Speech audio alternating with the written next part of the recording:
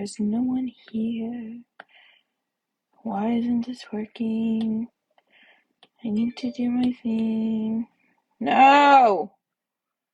Oh, it's a bloodbath. My Apple Pencil isn't working. It's such a... It takes so long to connect the Apple Pencil. How important is the sign about what I'm reading? How important is the sign, do we say? Because my Apple Pencil is not working and I don't want to deal with it.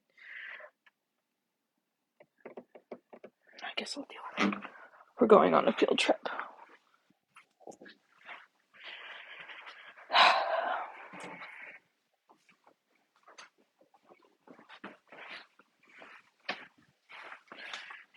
I think today we're reading 16 and 17. And I don't think there's anything crazy that happened in those chapters, at least not anything that we're like waiting for. I think the girlies are waiting for chapter 18, which is going to be on Monday. If you know, you know, chapter 18. Okay, is this connected or not? Okay, it says it's connected. There we go.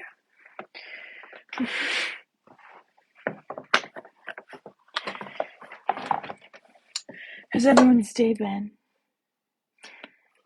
I'm just making my little sign and then I'll read.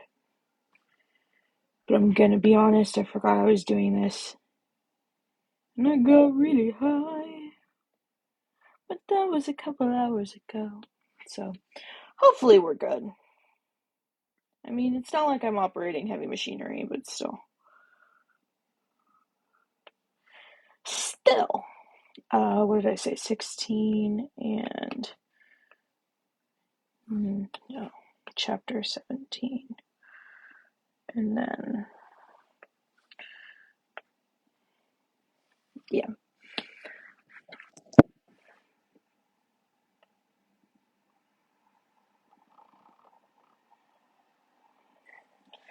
What'd y'all do today?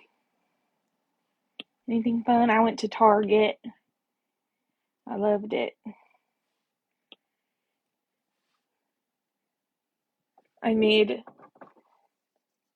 cookies, like those holiday cookies, an air fryer. Because an air fryer is all I have, but I wanted some. Silly me. I'm just silly quirky like that. I'm just a silly quirky girl. Okay.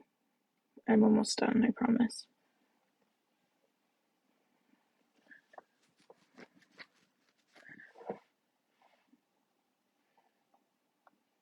Anything new happening in the fandom? Anyone got to tell me something? I haven't been on today. Anything crazy? I saw that Big Mood, like a teaser dropped, or like Nicola posted a video. Looks good. I'm excited. Okay.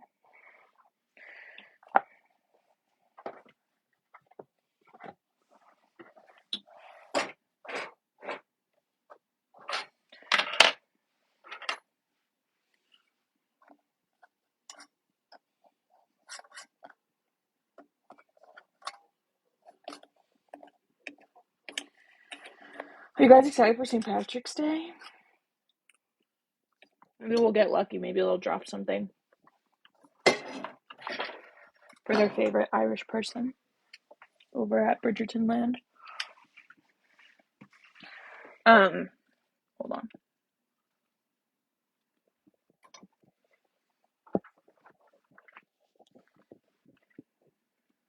Hey guys, just a warning. My tummy hurts. So if I end this at any given time, that's why. Because I'm a grown woman and my tummy hurts.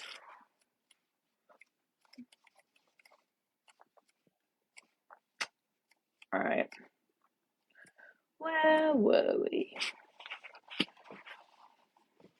Oh, okay.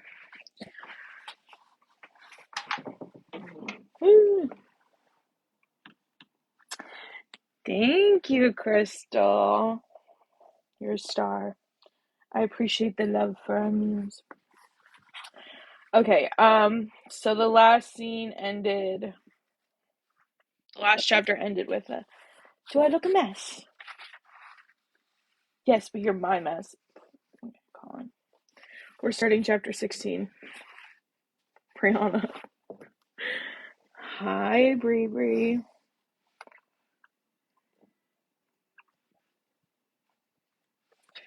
Hope you're doing good, Starshine.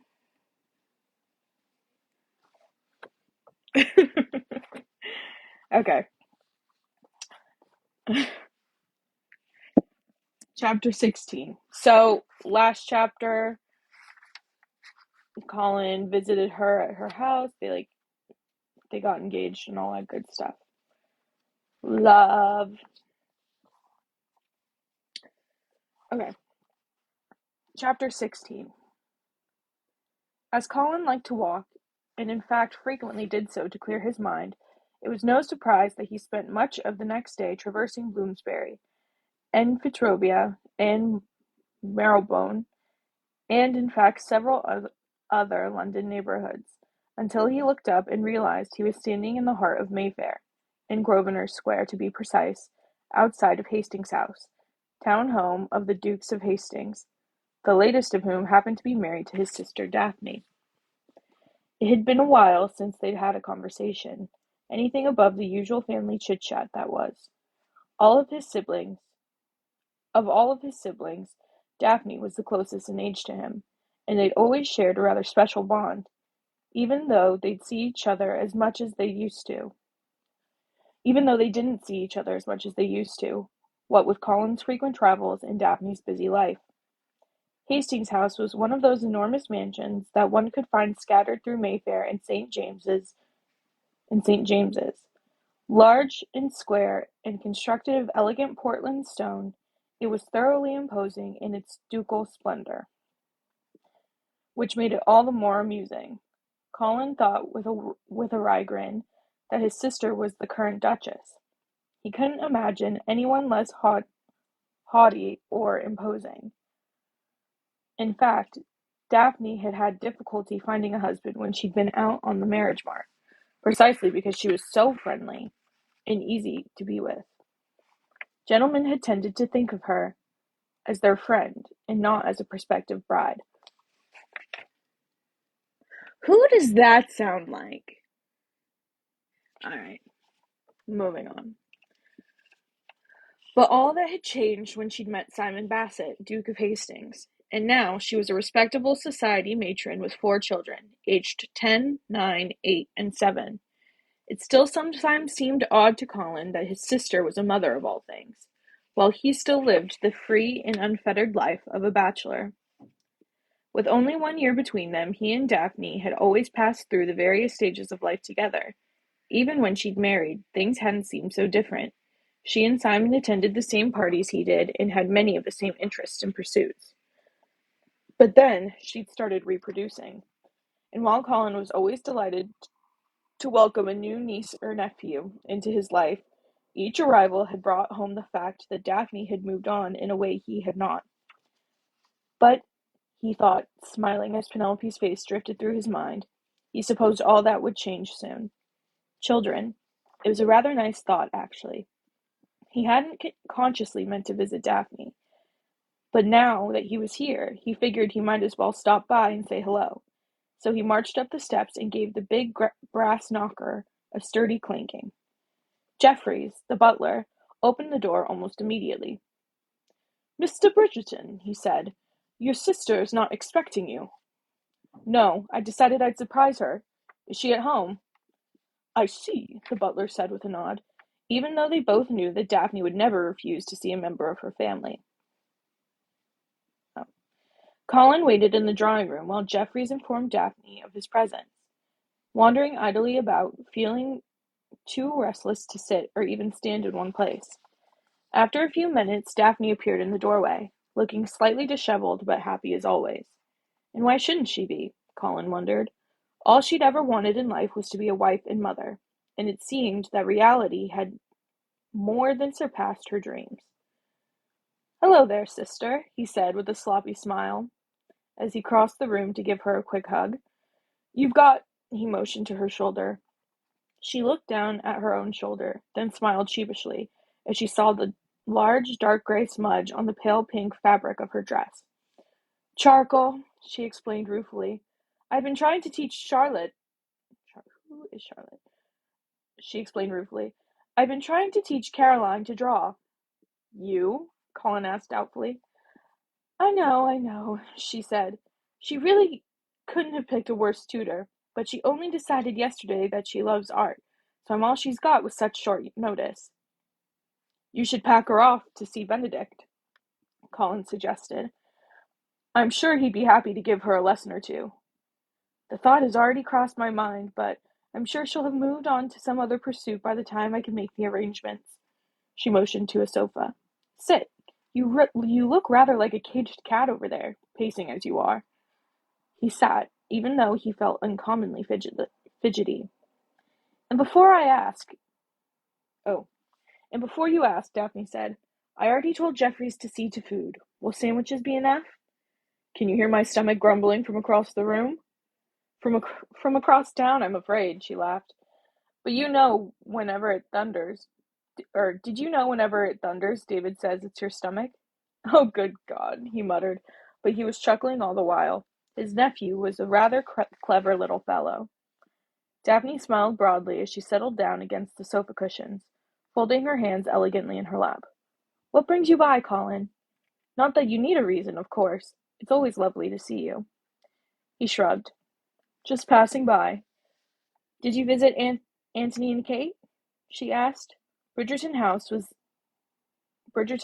where their eldest brother lived with his family, was just across the square from Hastings House.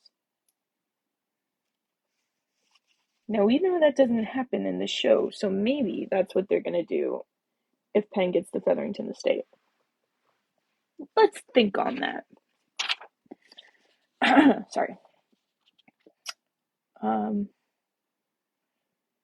Bridgerton House, where their oldest brother lived with his family, was just across the square from Hastings House. Benedict and Sophie are already there with their children, helping to prepare for your engagement ball tonight. He shook his head. No, you're my chosen victim, I'm afraid. She smiled again, but this time it was a softer expression, tempered by a fair dose of curiosity. Is something wrong? No, of course not, he said quickly. Why would you ask that?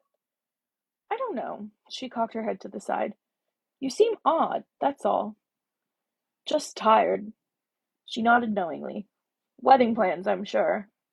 Yes, he said, jumping on the excuse, although for the life of him he wasn't sure what it was he was trying to hide from her. Well, remember whatever you're going through, she said with a peevish twist of her lips. It's 1,000 times worse for Penelope. It's always worse for women, trust me. For weddings or for everything? He asked mildly. Everything, she said promptly. I know you men think you're actually in charge, but I wouldn't dream of thinking we're actually in charge, Colin said, and not entirely sarcastically. Her face pinched into a peevish expression. Women have far more to do than men, especially with weddings. With all the fittings I'm sure Penelope has had for her wedding gown, she probably feels like a pincushion. I suggested eloping, Colin said conversationally, and I think she rather hoped I was serious. Daphne chuckled. I'm so glad you're marrying her, Colin. He nodded, not planning to say anything. Then somehow he was saying her name. Daph? Yes? He opened his mouth and then... Never mind. Oh, no you don't, she said. Now you really have my curiosity piqued. He drummed his fingers against the sofa. Do you suppose the food might arrive soon? Are you even hungry, or are you merely trying to change the subject? I'm always hungry. She was silent for several seconds. Colin, she finally asked, her voice soft and carefully gentle, what were you going to say? He jumped to his feet, too restless to remain still, and began to pace. He stopped, turned to her, looked at her concerned face. "It's nothing," he started to say, except it wasn't nothing, and "How does one know?" he blurted out, not even aware that he hadn't completed his question until she replied, "How does one know what?" He stopped in front of the window. It looked like it might rain. He might have to borrow a carriage from Daphne unless he wanted to get soaked on the long walk home. Yet, he didn't know why he was even thinking about precipitation, because what he really wanted to know was, "How does one know what, Colin?" Daphne repeated.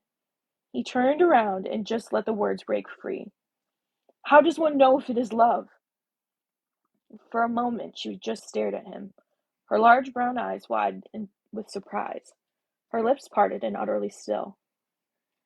"Forget I asked," he muttered. "No!" she exclaimed, jumping to her feet. "I'm glad you asked. Very glad. I'm just surprised, I must say." He closed his eyes, thoroughly disgusted with himself. "I can't believe I just asked you that." "No, Colin, don't be silly. It's really rather sweet that you asked. And I can't even begin to tell you how flattered I am that you would come to me when—" "Daphne," he said warningly. She had a way of wandering off topic, and he really wasn't in the right frame of mind to follow her errant thoughts. Impulsively, she reached out and hugged him. Then, her hands still on his shoulders, she said, "I don't know." "I beg your pardon?" She gave her head a little shake. "I don't know how you know it's love. I think it's different for everyone." "How did you know?" She chewed on her lower lip for several seconds before replying, "I didn't know." "What?" She shrugged helplessly. "I don't remember. It's been so long. I just knew." "So what you're saying," he said, leaning against the windowsill and crossing his arms, "is that if one doesn't know it's love, then one's probably not in it?" Hey, that wasn't the line. "Is that if one doesn't know one's in love, then one probably isn't?" "Yes," she said firmly. "No, no, that's not what I meant at all." "Then what do you mean?" "I don't know," she said weakly. He stared at her. "And how long have you been married?" he muttered. "Colin, don't tease. I'm trying to be helpful. And I appreciate the attempt, but truly, Daphne, you—" I know," she interrupted. "I'm useless, but listen to me. Do you like Penelope?" Then she gasped in horror. "We are talking about Penelope, aren't we?" "Of course we are," he snapped. She let out a relieved sigh. "Good, because if we weren't, then I can assure you I would have had no advice whatsoever." "I'll go," he said abruptly. "No, don't," she pleaded, placing her hand on his arm. "Stay, Colin, please." He looked at her, sighing, feeling defeated. "I feel like an ass." "Colin," she said, guiding him to the sofa and pushing him down until he sat. "Listen to me. Love grows and changes every day. And it isn't like some thunderbolt from the sky instantly transforming you into a different man. I know Benedict says it is. I know Benedict says it was that way for him. And that's just lovely. But Benedict is not normal." Colin very much wanted to take the bait, but he just couldn't summon the energy. "It wasn't like that for me," Daphne said, "and I don't think it was like that for Simon, although, truthfully, I don't think I ever asked." "You should." She paused while her mouth was forming a word, leaving her looking like a surprised bird. "Why?" He shrugged. "So you can tell me." What do you think it's different for men?" "Everything else is," she grimaced. "I'm beginning to develop a fair dose of pity for Penelope." "Oh, absolutely you should," he agreed. "I'll make a dreadful husband, to be sure." "You will not," she said, batting his arm. "Why on earth would you say that? You would never be unfaithful to her." "No," he agreed. He was quiet for a moment, and when he finally spoke again, his voice was soft. "But I might not love her the way she deserves." "But you might!" She threw up her hands in a gesture of exasperation. For heaven's sake, Colin, just the fact that you're sitting here and asking your sister about love probably means you're more than halfway there. Do you think? If I didn't think so, she said, then I wouldn't have said so, she sighed. Stop thinking so hard, Colin. You'll find marriage a lot easier if you simply allow it to be. He eyed her suspiciously.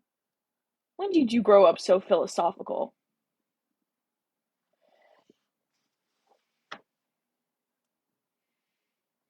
Lost it.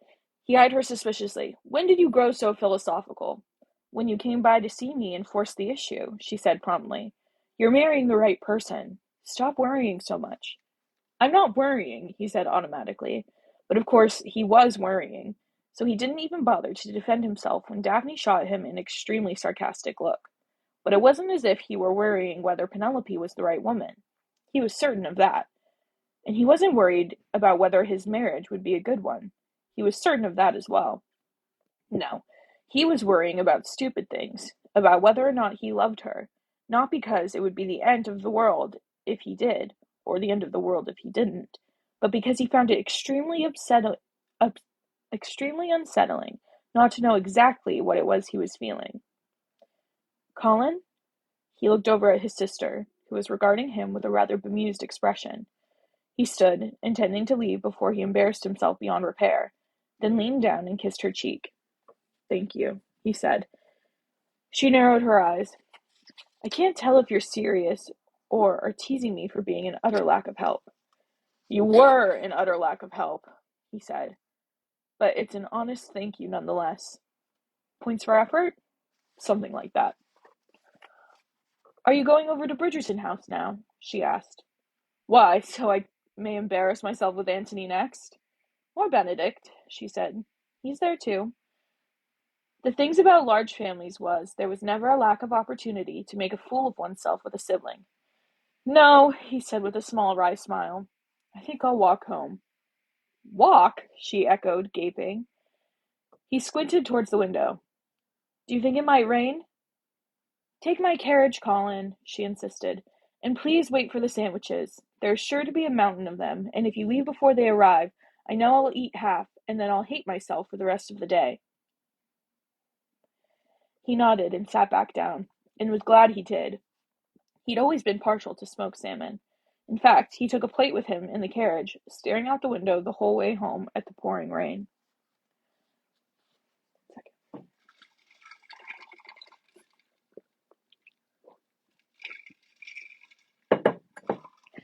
When the Bridgertons threw a party, they did it right. And when the Bridgertons threw an engagement ball, well, had Lady Whistledown still been writing, it would have taken at least 3 columns to chronicle the event. Even this engagement ball, thrown together at the last minute due to the fact that neither Lady Bridgerton nor Mrs. Featherington were willing to allow their children the possibility of changing their minds during a long engagement.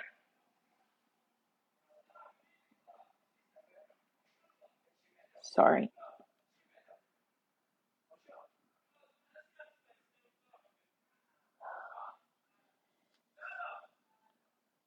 Can you guys hear the people yelling in the hallway? Or does it seem like I'm just like glitching? Because I'm waiting for them to stop yelling. Okay, cool. I think they're done, and if not, I'm gonna go yell at them because I am a Karen. Anyway. When the Bridgertons threw a party, they did it right. And when the Bridgertons threw an engagement ball, well, had Lady Whistledown still been writing, it would have taken at least 3 columns to chronicle the event. Even this engagement ball, thrown together at the last minute, due to the fact that neither Lady Bridgerton nor Mrs. Featherington were willing to allow their children the possibility of changing their minds during a long engagement, easily qualified as the party of the season. Although part of that, Penelope thought wryly, had little to do with the party itself and everything to do with the continued speculation over why on earth Colin Bridgerton would choose a nobody like Penelope Featherington to be his wife. It hadn't even been this bad when Antony Bridgerton had married Kate Sheffield, who, like Penelope, had never been considered a diamond of the first water. But at least Kate hadn't been old. Penelope couldn't even begin to count the number of times she'd heard the word spinster whispered behind her back during the past few days.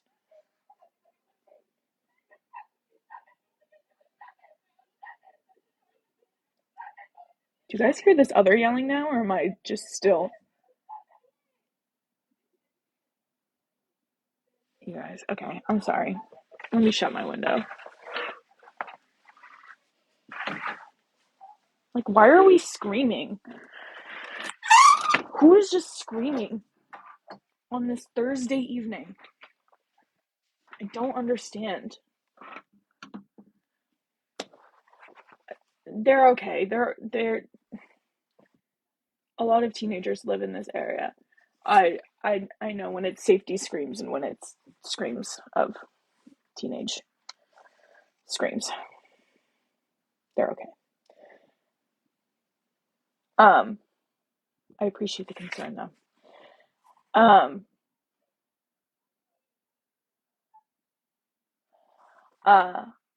Okay, sorry. Penelope couldn't even begin to count the number of times she'd heard the word spinster whispered behind her back during the past few days. And while the gossip was a bit tedious, it didn't really bother her, because she was still floating along the cloud of her own bliss. A woman couldn't spend her entire adult life in love with one man and then not be almost stupid with happiness after he asked her to marry him. Even if she couldn't quite figure out how it had all happened. It had happened. That's all that mattered. And Colin was everything anyone could dream of in a fiancé. He stuck to her side like glue the entire evening, and Penelope didn't even think he was doing it to protect her from gossip.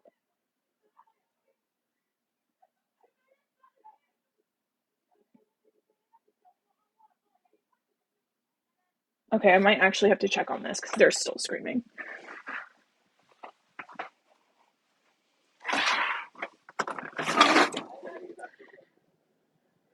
Okay, they're walking away. Sorry.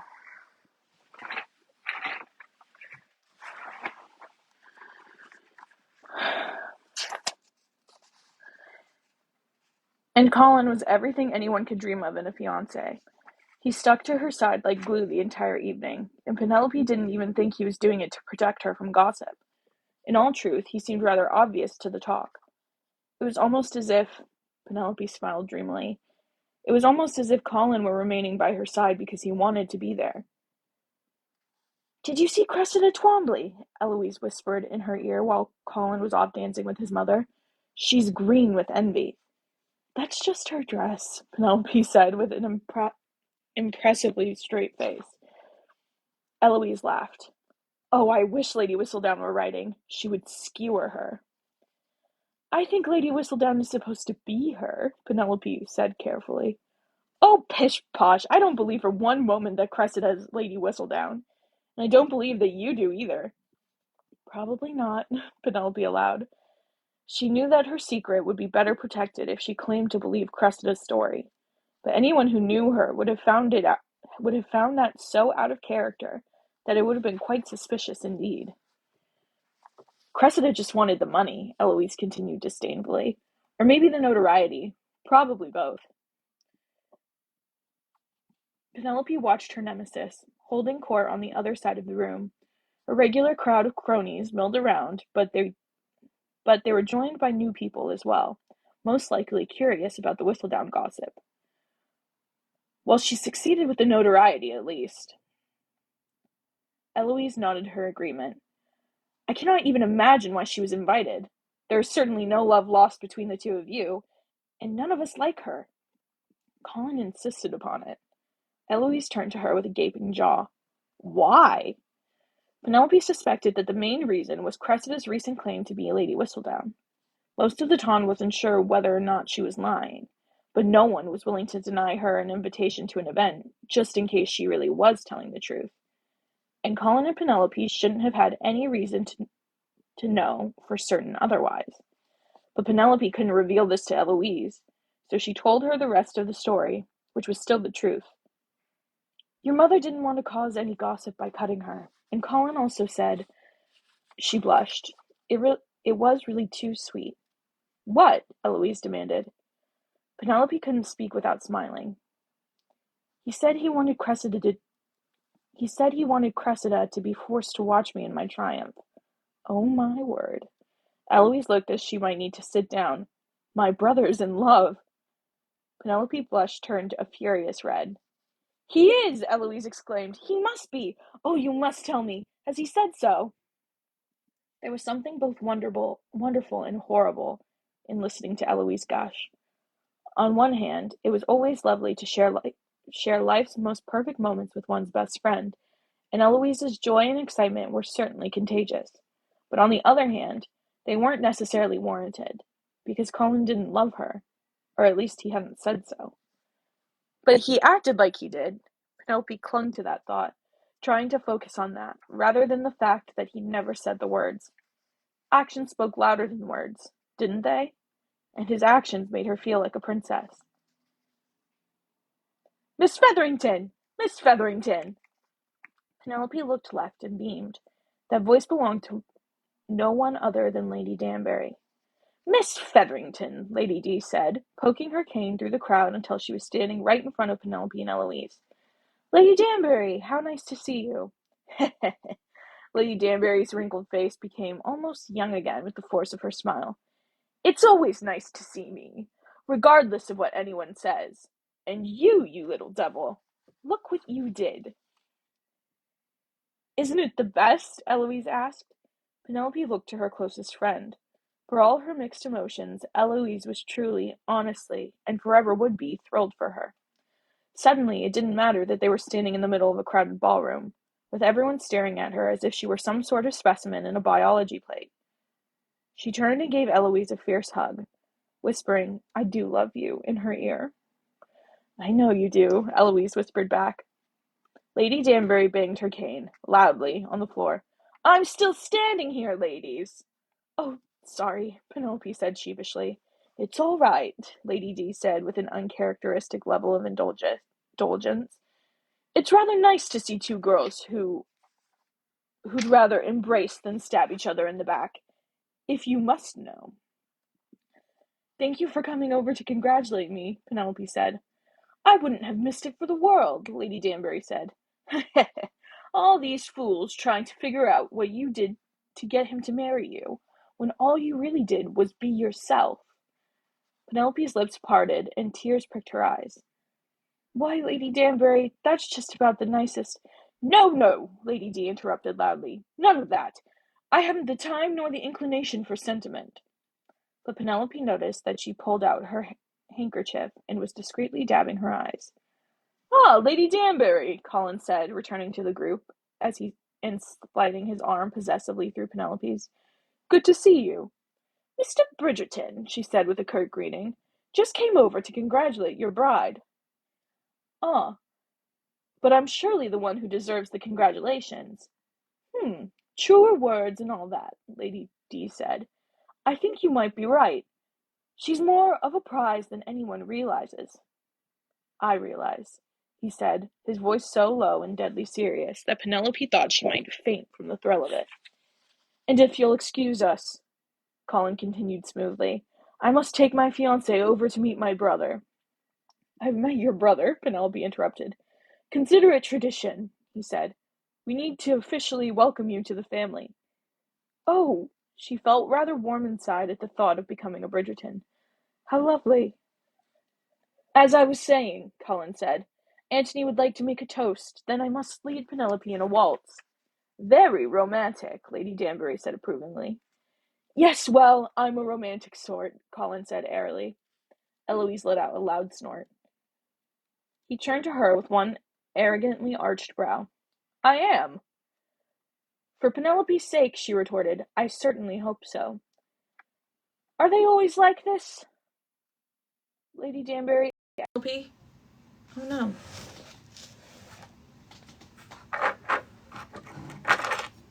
She died.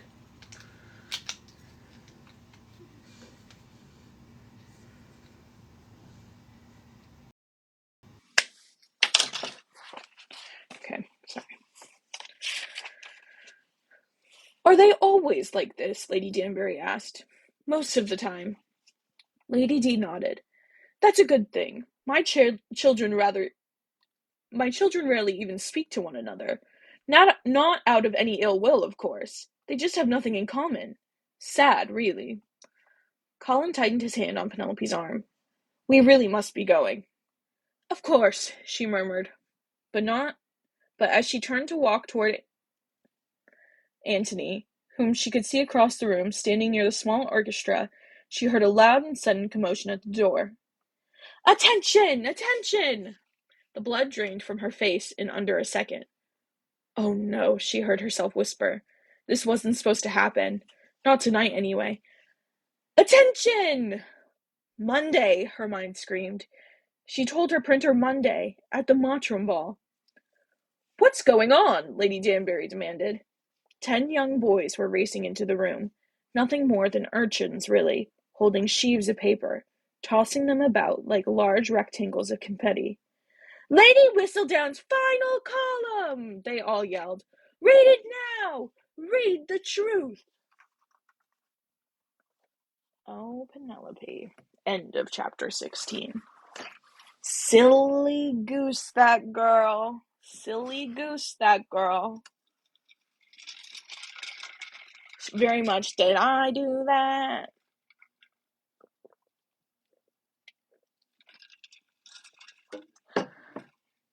What do we think? Should we just power on to chapter 17?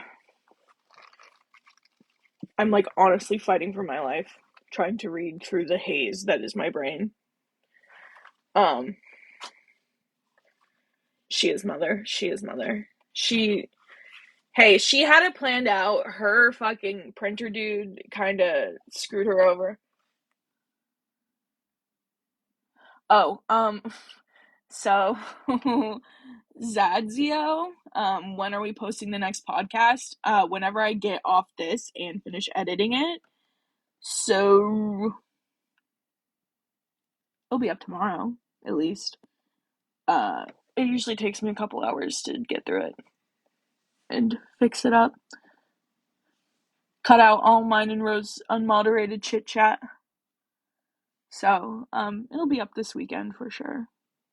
But I'm gonna finish it today. We're gonna power through. Erin says power through. Okay. Chapter 17. Hold on, I want to eat a cookie. I forgot I made these.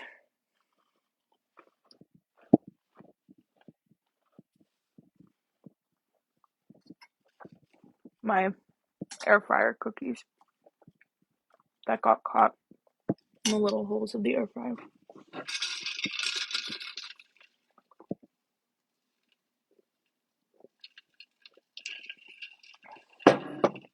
Oh, I'd get a cease and desist from Luke, Nicola, Shonda, the moderator. Like I would get cease and desists left and right if we put up the unedited podcasts.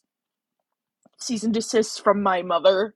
Cease and desist from Netflix. Like I would be done. I don't know if the fandom would cancel me, but the someone would get mad.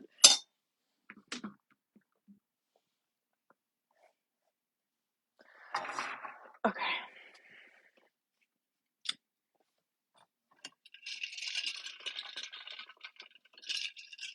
I need to stay hydrated. Okay. This is the chapter where I think he like grips her arm to the point of bruising, and like, what's that about? Anyway, keep that in mind. We can maybe chat about it after, but hashtag not my Colin.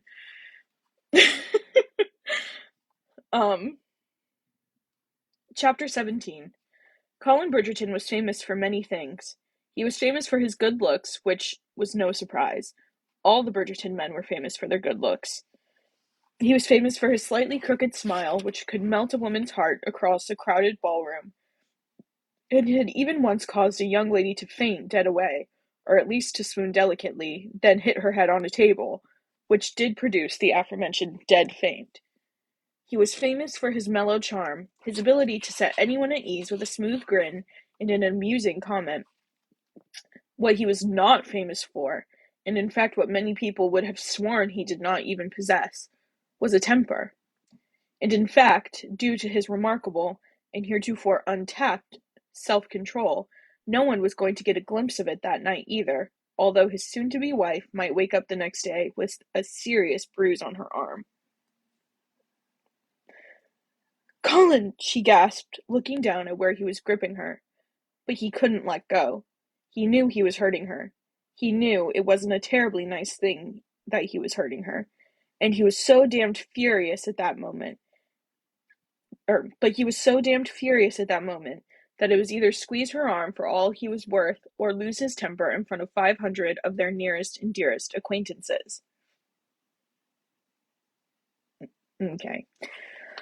All in all, he thought he was making the right choice. He was going to kill her. As soon as he figured out some way to remove them from this godforsaken ballroom, he was absolutely going to kill her. Hey babe, it kind of seems like you might. I'm not loving the start of this chapter 17. I've read it multiple times before and now I'm reading it aloud. I'm not loving it. Very sorry. Anyway, they had agreed that Lady Whistledown was a thing of the past, that they were going to let matters lie. This was not supposed to happen. She was inviting disaster, ruin. "This is fabulous!" Eloise exclaimed, snatching a news sheet from the air. "Absolutely, positively smashing! I'll bet she came out of retirement to celebrate your engagement." "Wouldn't that be nice?" Colin drawled. Penelope said nothing, but she looked very, very pale. "Oh my heavens!" Colin turned to his sister, whose mouth was hanging open as she read the column. "Grab one of those for me, Bridgerton," Lady Danbury ordered, swatting him in the leg with her cane. "Can't believe she's publishing on a Saturday. Must be a good one." Colin leaned down and picked up 2 pieces of paper from the floor, handing one to Lady Danbury and looking down at the one in his hand, even though he was fairly certain he knew exactly what it would say. He was right. "There is nothing I despise more than a gentleman who thinks it's amusing to give a lady a condescending pat on the hand as he murmurs, 'It's a woman's prerogative to change her mind.' And indeed, because I feel one should always support one's words with one's actions, I endeavor to keep my opinions and decisions steadfast and true. Which is why, gentle reader, when I wrote my column on the 19th of April, I truly intended for it to be my last. However, events entirely beyond my control, or indeed my approval, forced me to put my pen to paper one last time. Ladies and gentlemen, this author is not Cressida Twombly. She is nothing more than a scheming impostor, and it would break my heart to see my years of hard work attributed to one such as her. Lady Whistledown Society Papers, 24th of April, 1824. "This is the best thing I've ever seen," Eloise said in a gleeful whisper. "Maybe I'm a bad person at heart because I have never before felt such happiness at another person's downfall." "Balderdash!" Lady Danbury said. "I know I am not a bad person, and I find this delightful." Colin said nothing. He didn't trust his voice. He didn't trust himself. "Where's Cressida?" Eloise asked, craning her neck. "Does anyone see her? I'll bet she's already fled. She must be mortified. I would be mortified if I were her." "You would never be her," Lady Danbury said. "You're much too decent a person." Penelope said nothing. "Still," Eloise continued jovially, "one almost feels sorry for her." "But only almost," Lady D said. "Oh, for certain, barely almost, truth be told." Colin just stood there, grinding his teeth into powder. "And I get to keep my £1,000, Lady Danbury cackled. "Penelope!" Eloise exclaimed, jostling her with an elbow. "You haven't said a word. Isn't this marvelous?" Penelope nodded and said, "I can't believe it." Colin's grip on her arm tightened. "Your brother's coming." He looked to his right. Antony was striding toward him, Violet and Kate hot on his heels. "Well, this rather upstages us," Antony said as he drew up alongside Colin. He nodded at the ladies present. "Eloise, Penelope, Lady Danbury." "I don't think anyone is going to listen to Antony's toast now," Violet said, glancing about the room. The buzz of activity was relentless. Errant news sheets still floated in the air, and all of them, and all about, and Errant news sheets still floated in the air, and all about them. People were slipping on ones that had already landed on the floor. The hum of the whispers was constant and almost grating, and Colin felt like the top of his skull was going to blow off. He had to get away. Now, or at least as soon as possible. His head was screaming, and he felt too hot in his own skin. It was almost like passion, except this wasn't passion. It was fury, and it was outrage, and it was this awful black feeling that he'd been betrayed by the one person who should have stood by him without question.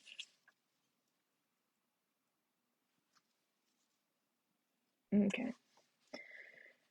It was strange. He knew that Penelope was the one with the secret, the one that might lose the most.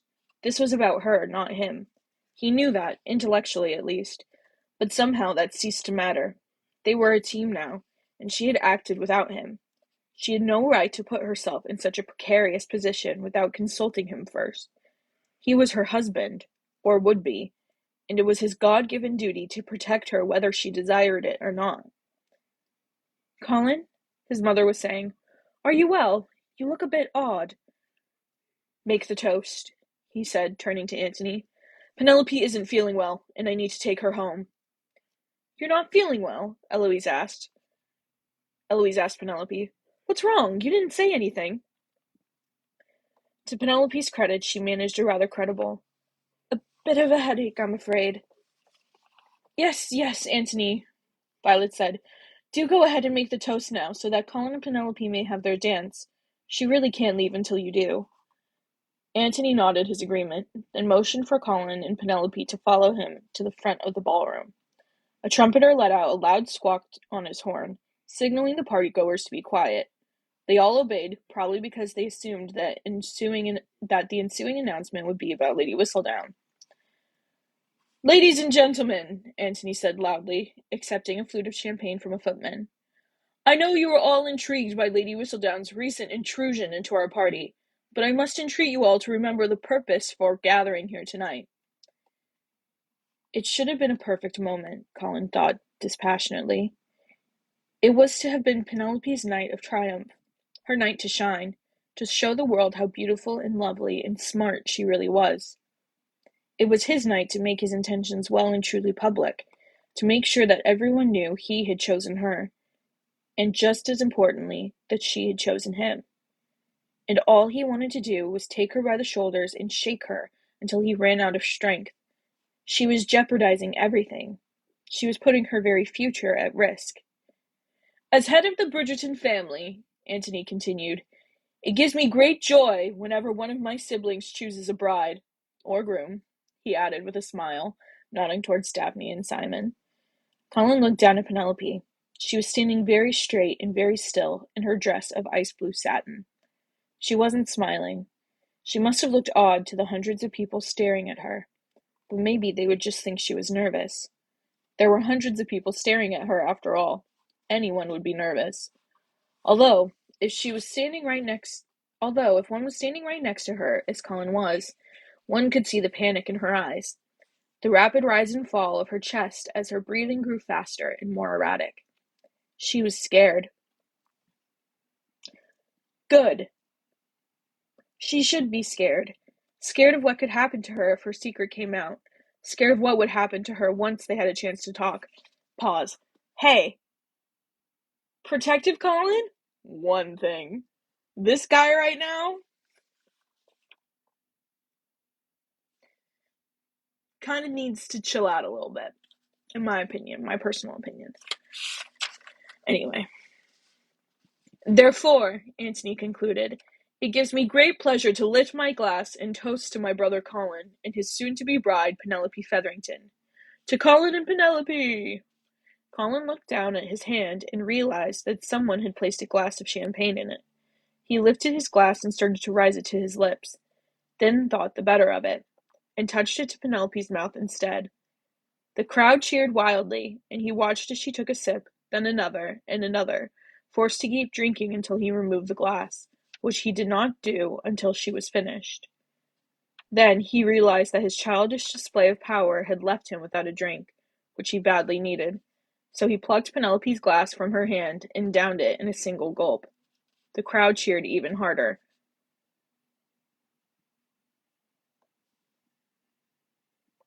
Feeling very, like, angry frat boy energy coming off of this.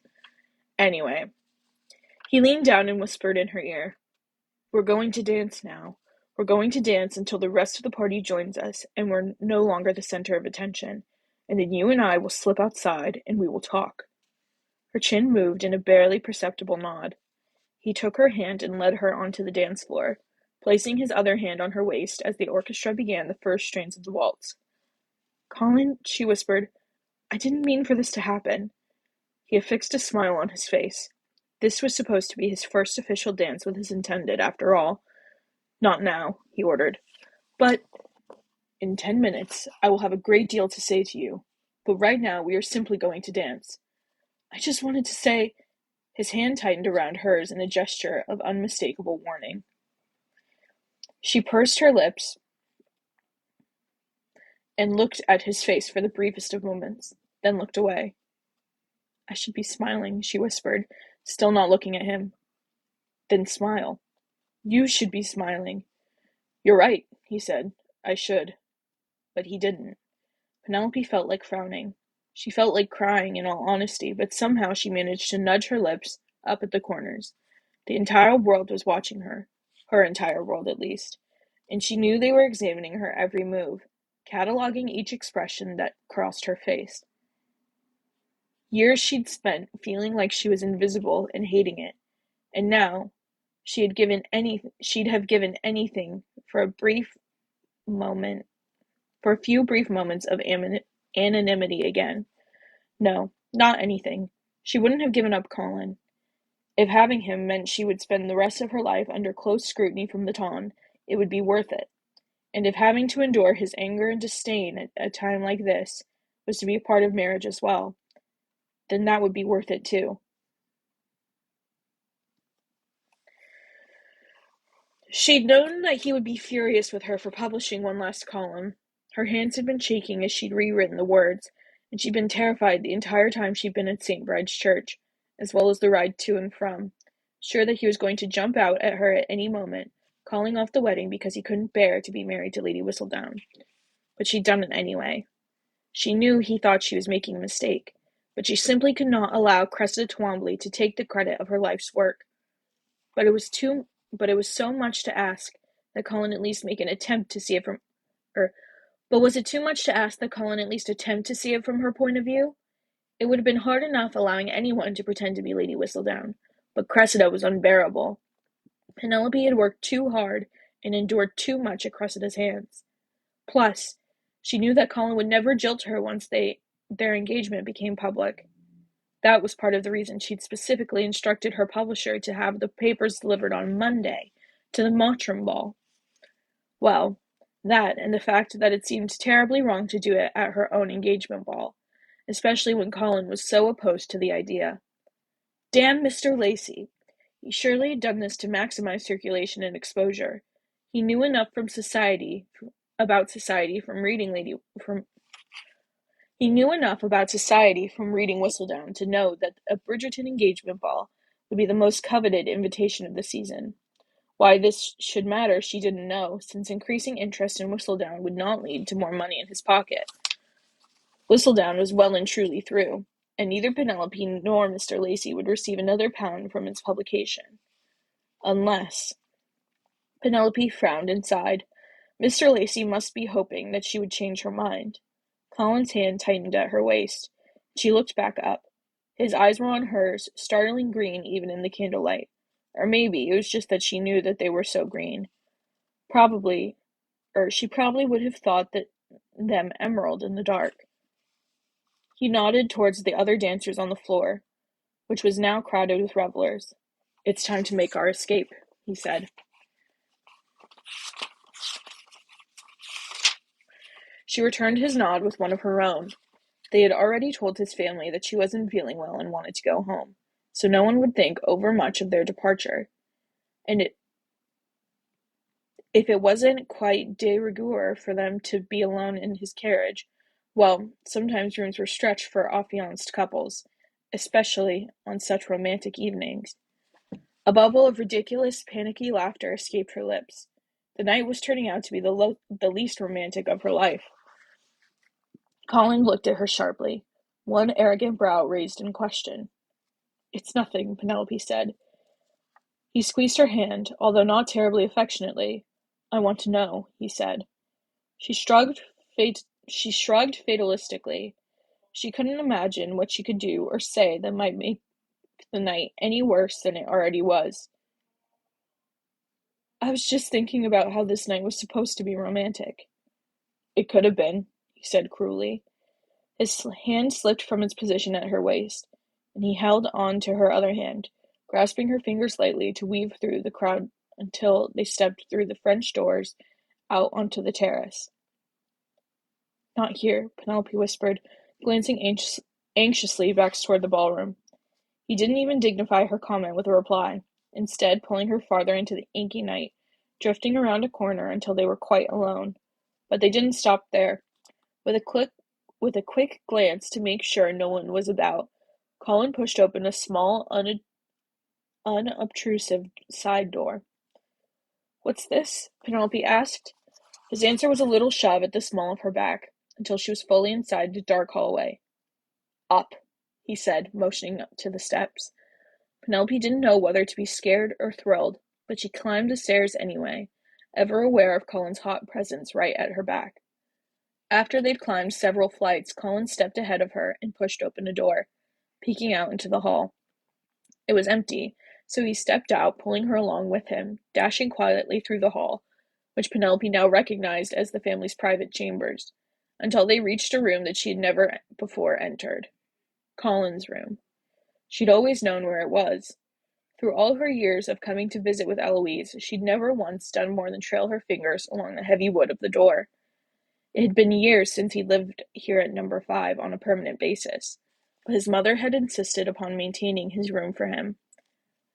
One never knew when he might need it, she said, and she'd been proven right earlier this season when Colin had returned from Cyprus without a house under lease.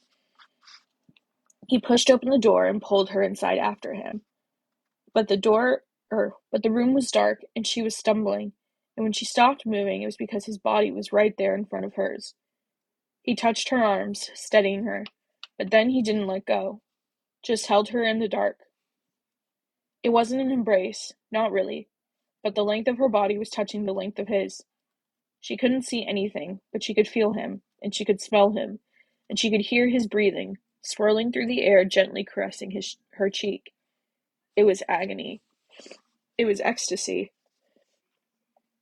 His hand slid slowly down her bare arm, torturing her every nerve, then abruptly he stepped away, followed by silence. Penelope wasn't sure what she expected. He would yell at her, he would berate her, he would order her to explain herself. But he was doing none of those things. He was just standing there in the dark, forcing the issue, forcing her to say something. Could you light a candle?" she finally asked. "You don't like the dark," he drawled. "Not now, not like this." "I see," he murmured. "So you're saying you might like this?"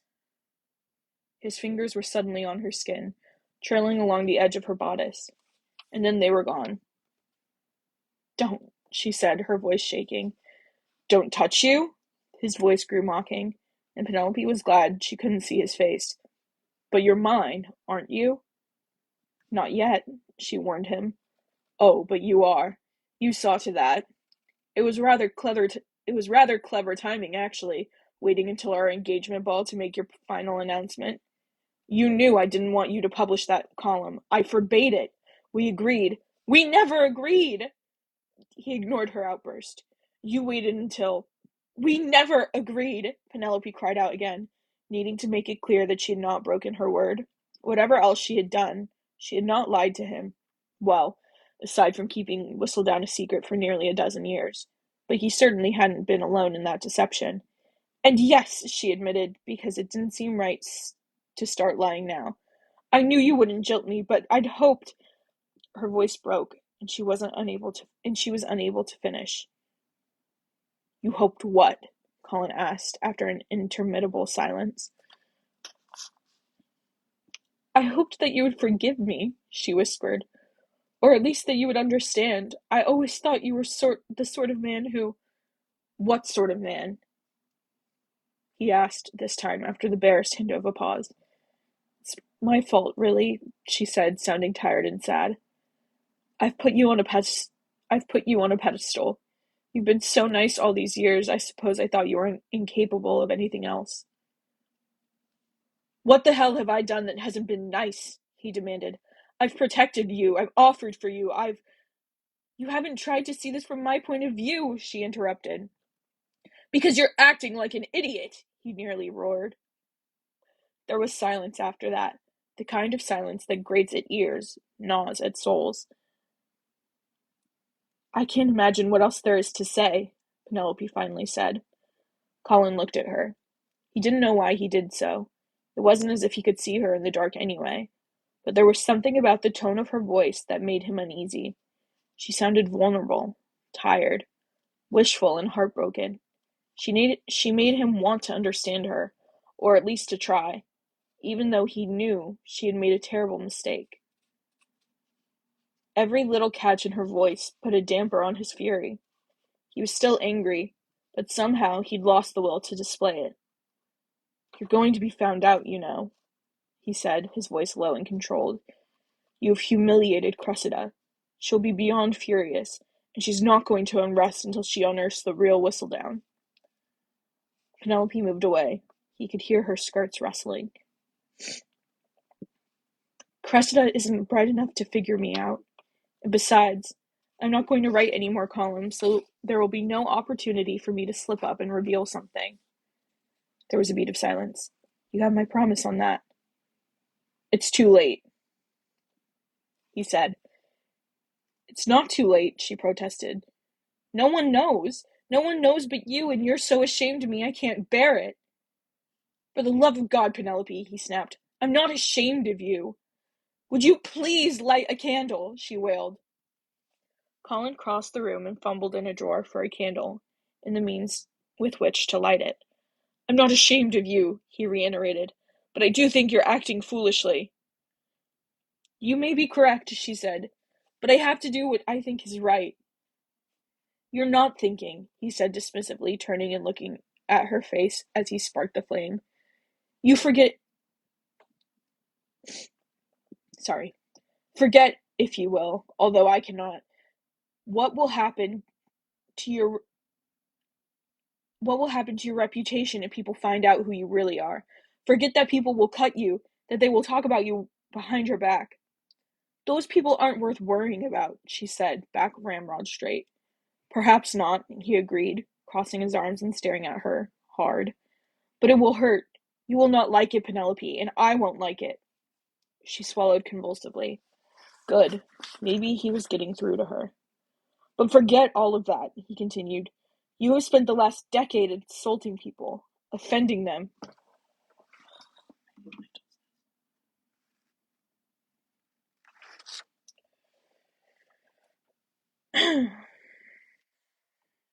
You have spent the last decade insulting people, offending them.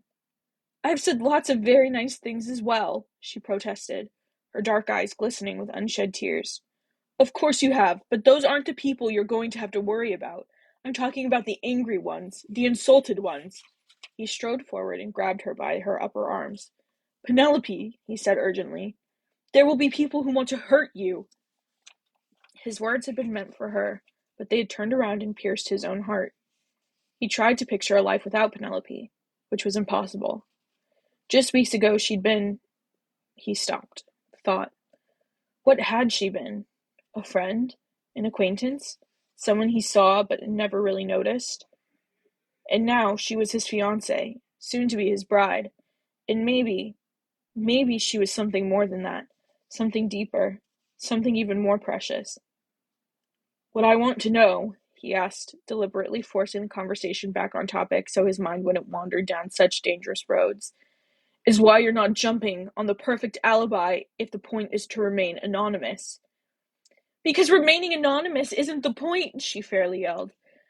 You want to be found out? He asked, gaping at her in the candlelight. No, of course not, she replied. But this is my work. This is my life's work.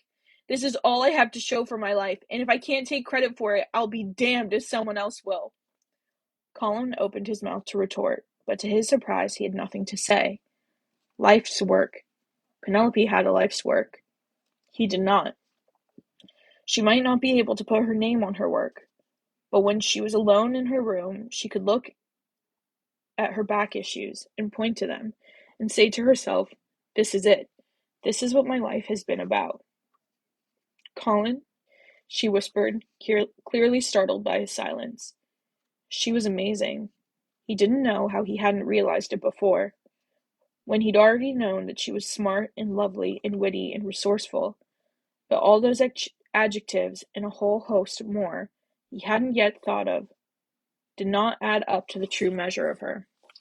She was amazing, and he was, dear God above, he was jealous of her. "I'll go," she said, softly turning and walking toward the door. For a moment he didn't react. His mind was still frozen, reeling with revelations. But when he saw her hand on the doorknob, he knew he could not let her go. Not this night. Not ever. "No," he said, hoarsely, closing the distance between them in 3 long strides. "No," he said again. "I want you to stay." She looked up at him, her eyes 2 pools of confusion. "But you said—" He cupped her face tenderly in his hands. "Forget what I said." And that was when he realized that Daphne had been right. His love hadn't been a thunderbolt from the sky. It had started with a smile, a word, a teasing glance. Every second he had spent in her presence it had grown until he'd reached this moment, and he suddenly knew. He loved her.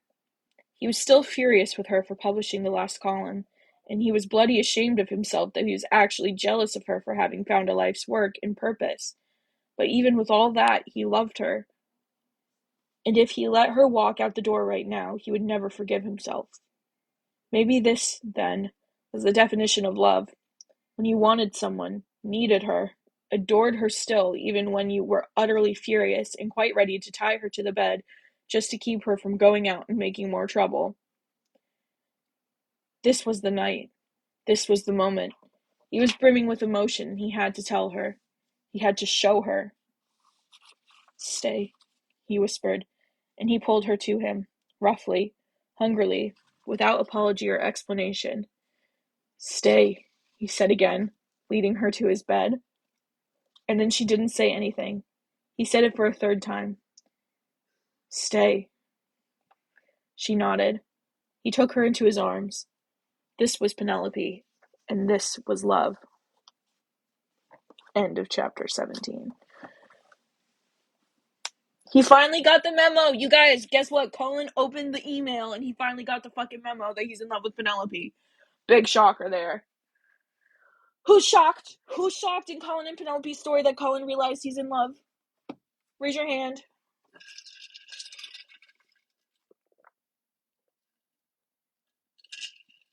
He found the plot. Ugh. You guys, I think I'm getting sick. This sucks. How many chapters left? For tonight, I am done reading. For the book, there's not that many pages left, but I feel like there's quite a few chapters. Like, this is how much we have left. Let's see. There's not an index on this book, so I don't know.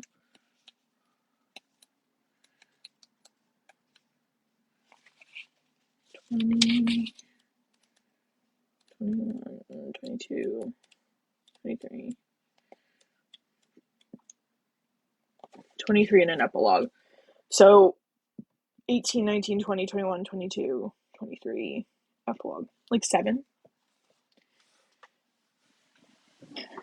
Literally, I cannot get sick. I have a long rest of the week. This is my only day off this week. So, if you want me to be alive to read chapter 18 on Monday, like, please send good vibes. I honestly should take, like, a pill. Ah! What a bloodbath. I have my Hall's defense drops. I'm hoping that will kick my body into high gear, but she's not having a good time. She's straight up not having a good time.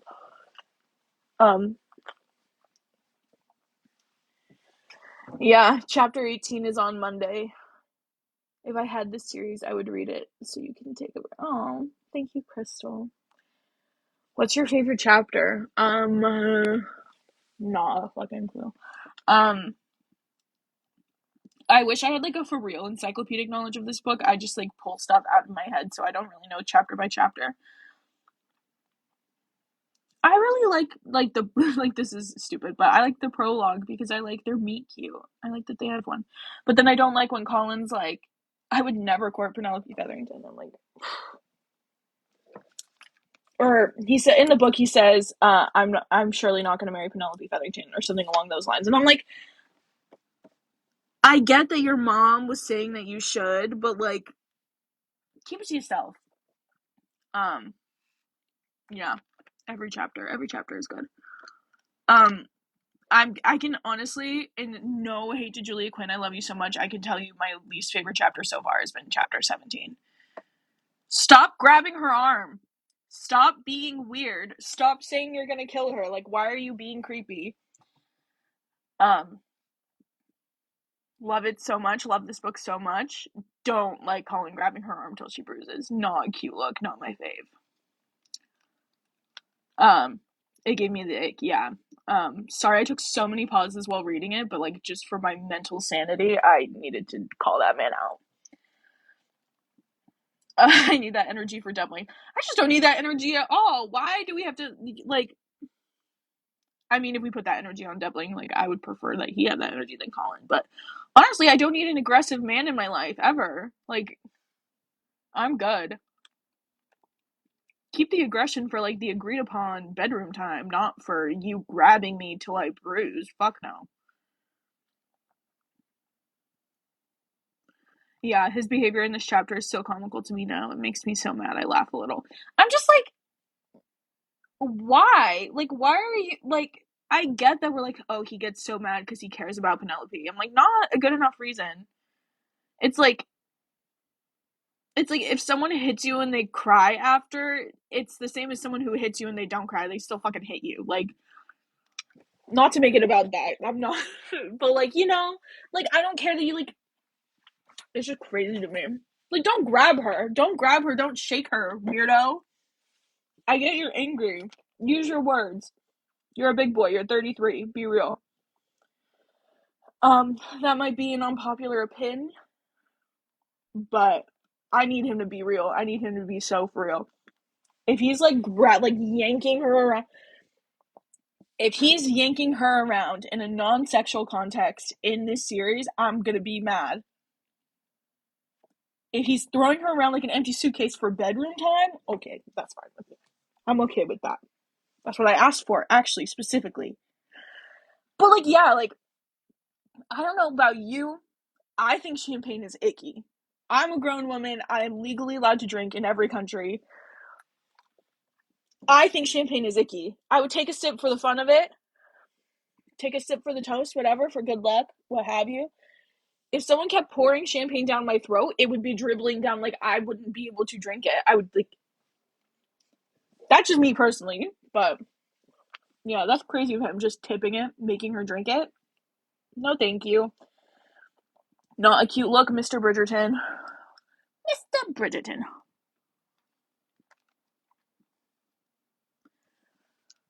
Let's all vote. Who do we think the most problematic Bridgerton brother is?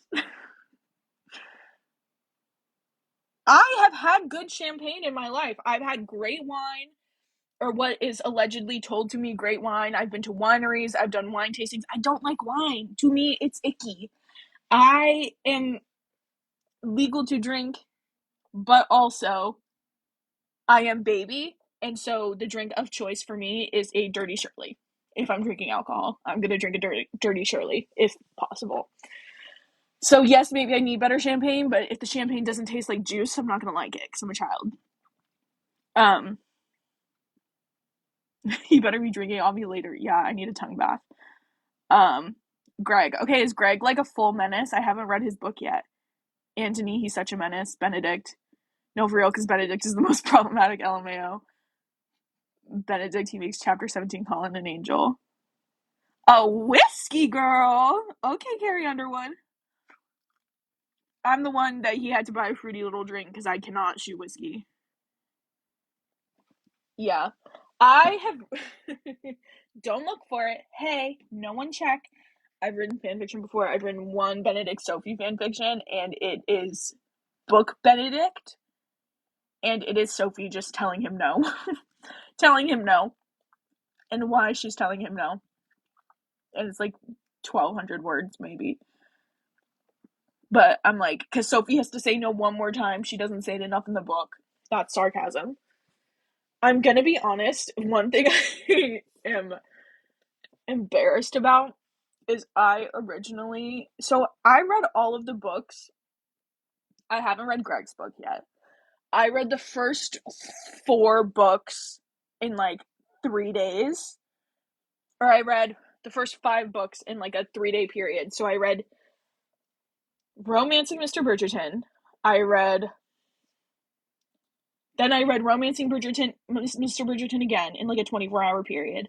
I ordered all the other books on express, like 2 hour shipping on Amazon. Then I read The Duke and The Viscount Who Loved Me, Offer from a Gentleman in like 2-3 days. So I quick read that shit, right? I rated it 5 stars on Goodreads. I was like, I love a Cinderella story. You tell me Cinderella, I'm fucking in. So I rated it 5 stars, and then I read the other reviews, and it was like, wow, Benedict's so problematic. Benedict did this, Benedict did that. And I was like, oh, yeah, 4 stars, maybe. But yeah, that was my bad on that. Um, if I was Sophie, he would have been smacked in the mouth a long time ago. What do you think about the Featheringtons' financial state? Will it get better in season 3? Well, I think, here's the thing. We actually talk about this in the episode I need to edit in post, but it'll be out this weekend. We talk about it a little bit. I think in order to reconcile with Eloise, the best choice is for Penn to use some of her money to support her family, even though I'm like, you shouldn't have to do that because your family sucks. But because Elle says that Penn is using it for like her own like shits and gigs, and she's using it to be selfish, and she's earning money off of other people's secrets just for like her own personal gain. I think like her having to use the money to support her family would help. Um, but they also have the money they like swindled from the town. They still have like half of the cousin Jack money or whatever. So I don't know. I know in like some of the promos or like leaked pics that we see they have like a lot of staff, and I'm like, well, is this like a last hurrah with the staff, or is this like we just got our great aunt's inheritance with the staff, or what? People who think, yeah, I mean, it's hard. I want to see how they play her family dynamic this year when we get like an even closer look into the Featheringtons. I personally think she doesn't owe them shit. Um, I do have like the teeniest, tiniest touch of like, I feel like a touch, not in terms of her mothering, in terms of just like her role in life. I feel a touch bad for Portia, like a touch. Just because Archie ruined it, he fucking ruined it for everyone. And and yeah, so like I feel bad that she's like trying to like figure everything out, but that doesn't mean she's not a bitch, you know? Can't wait for Mayfair to meet Catherine the Great. Literally. Hi, do you know where I can buy the book? I think it's available in most bookstores. Honestly, it's like 20 years old, so you can even check like any used bookstores in your town and support small businesses. But I personally, unfortunately, bought mine on Amazon.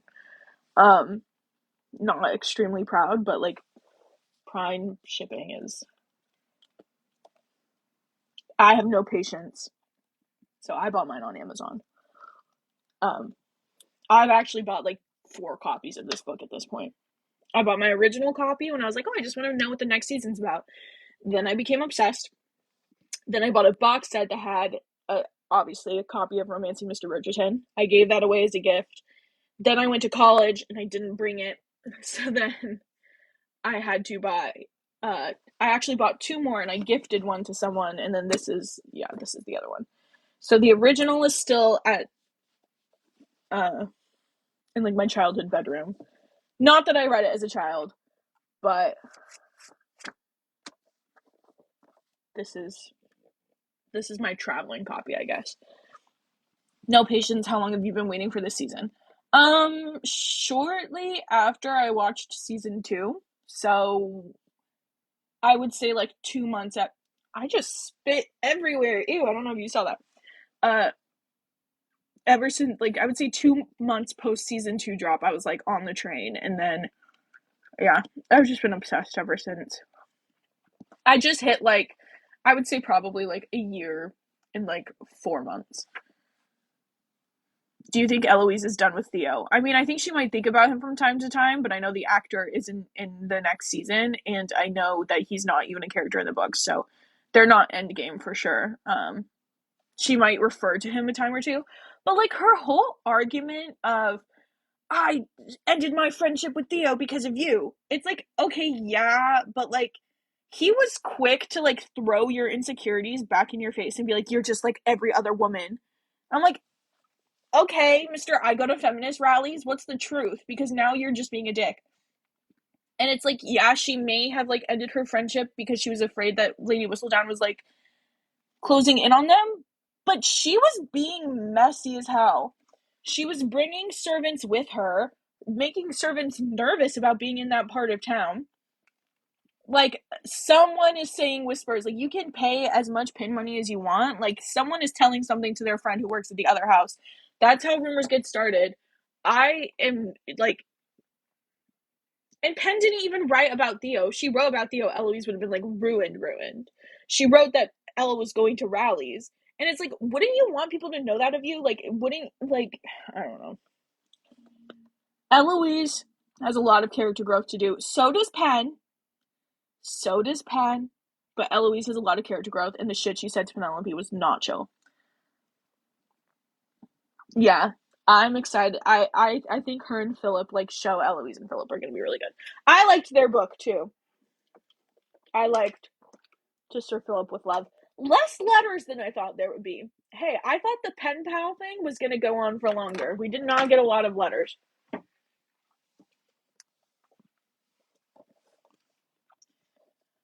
In an alternate reality, Penn didn't meddle and Eloise was Jack the Ripper. For real, she was not you being safe. She like was going in her full like debutante garb to go talk to this guy. She wore like a little shawl like once. It's like at least Penn was dressing up as a maid and using an accent. Like she was not pulling out any stops. She was bringing her whole ass fucking carriage. Like she was not being. Oh hi, Elena, Alina, Alana, Frankie. Good to see you. Thank you for dropping in. Um, yeah, but she was not like she. I think she's a smart woman. Um, she was not pulling out the fucking stops, and she was not on big brain hours when she was going to visit her little toy named Troy, boy toy named Theo. Yeah, Penelope's Irish accent. Wonderful. Peek, get a peek of it again this season.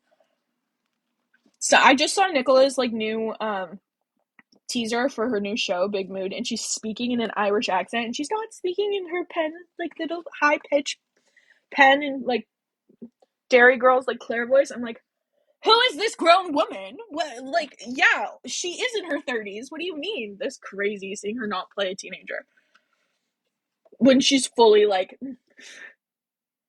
a decade plus older than me. Don't do the math. Don't dox me.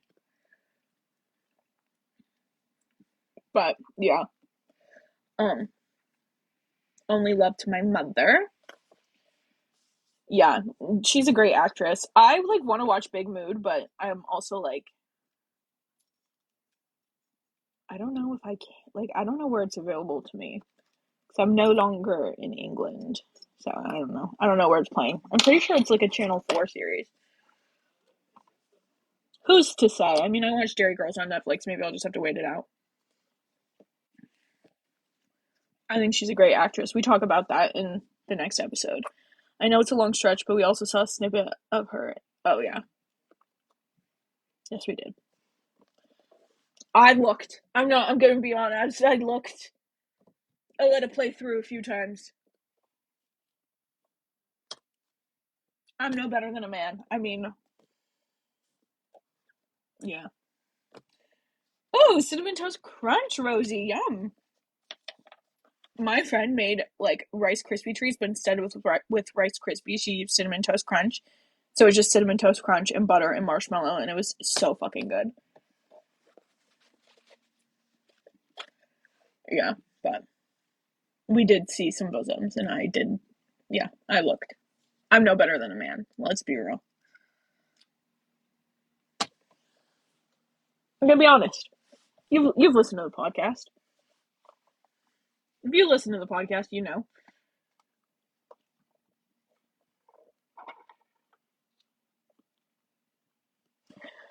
Did I scoop up the Bath and Body Works Bridgerton items? No, I didn't. I wish I did. But also, oh my god, I didn't light. You guys, I didn't light my man candle. You know what? I don't regret it because this Colin in these two chapters didn't deserve the hot man candle. He was being problematic, so that was an unconscious choice, but it was. I think it was rightfully done. Anyway, um, I didn't get the Bath and Body Works because it was like $33 for a singular candle. I'm also very particular with my candle scents, and like I have a very specific perfume. So I didn't get them. I would like to go to a Bath and Body Works and sniff them one day, just so I know. But I'm probably personally not going to buy them, just because I'm poor. And I don't get paid till next week, and I know the girlies are going to scoop them up. And I am currently on a first name basis with the woman who works in the mailroom because of the amount of online shopping I do, and I would like for her to forget my name. I will remember her name because there's only one mailroom lady. There are lots of people who live here. She needs to not remember my name. Yeah, I wish like computers were scratch and sniff. I'm about to sneeze. Maybe eventually one day. I want to just like look at them, but I also like don't want to look at them too hard because then I will buy them because I have no self control. The other day I spent $135 on gourmet chocolate. 135 before tax, pre-tax. So I really spent like 150. Um, hey, don't worry. I started taking my meds again, so hopefully that won't happen again anytime soon.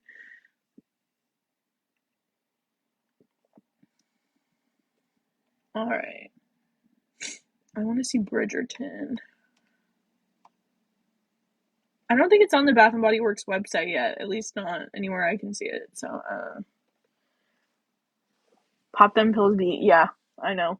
I didn't want to get. Hey, I didn't even want to get a doctor here, so I just was cutting my prescribed medication up into like fourths so that I can wean myself back on because I haven't been taking them. But I've been taking them again, so hopefully it'll kick in and I'll stop online shopping. But I am currently scrolling. Oh, members exclusive early access. I'm not a member. Maybe my mommy is. I can check. Yeah, I have not purchased them. Um, I like floral smells, but like I don't really do like vanilla, like cookie smells. To each their own. That's just like not my. Yeah, once they put out a scent that is called Colin's Balls, I will purchase. New Hot Man candle. Um, yeah, no, I'm kidding. But I do like a more like woodsy scent sometimes. Um, yeah, but I'm excited for more stuff to drop. I love getting little teasers, little treats. I'm excited for them to send me my first what's it called? PR package because we're so high up in the Bridgerton fandom. They should be sending us a PR package anytime now. Um I'm just kidding. If they if anyone from Shondaland or Netflix or Bridgerton adjacent asked for like a address to send something, I would assume they were sending me a cease and desist, even if they were trying to send me like a box of candles, which they won't, because why would they? But like that would truly, truly be my thought. I'd be like, I'm about to get arrested. I'm about to go get my restraining order sent to me via mail. Yeah. So, you guys, I have to go edit the podcast. Um, or finish editing. I did begin. I did start. Hi, Rose. I did start. But I need to go edit it.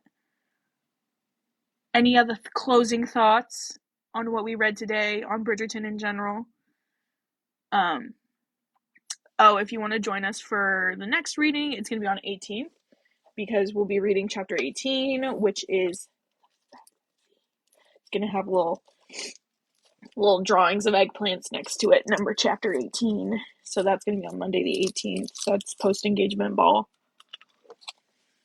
moment. Hopefully I'm alive and well. I don't know if that'll be the case. My body's starting to deteriorate, but don't worry. I'll make it through. All right. It's been so, so real. Thank you, bestie. Thank you. What is my hair today, you guys? Yeah, but today's Colin pissed me off. He didn't get the hot man candle lit, and I stand by that.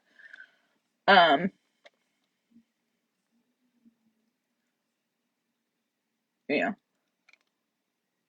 What is going on here? Sorry, I'm looking at the group chat. All right, it's been so real. Thank you for joining us. If you want to see more content, go look at our TikTok page, go look at our Instagram, listen to the podcast, please. Because we do this for free and I need validation. I crave it. I need it. Yeah, but it's been super real. I'll talk to you guys on Monday. Bye.